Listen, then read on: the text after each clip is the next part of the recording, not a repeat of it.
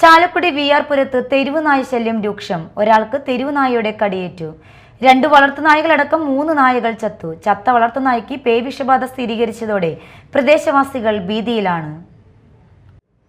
ചാലക്കുടി വിആർപുരം ജംഗ്ഷനിലും പരിസരത്തുമാണ് കഴിഞ്ഞ ഒരാഴ്ചയായി തെരുവുനായ ശല്യം രൂക്ഷമായത്. ആച്ചാണ്ടി വീട്ടിൽ ജോസിനാണ് വളർത്തുനായയുടെ കടിയേറ്റത്. തുടർന്ന് ചത്ത വളർത്തുനായയെ പരിശോധിച്ചപ്പോഴാണ് പേവിഷബാധ സ്ഥിരീകരിച്ചത്. ആച്ചാണ്ടി സ്റ്റാലിന്റെ വളർത്തുനായും കഴിഞ്ഞ ദിവസം ചത്തു. 2 ദിവസം മുമ്പ് ഈ നായയെ തെരുവുനായ ആക്രമിച്ചിരുന്നു.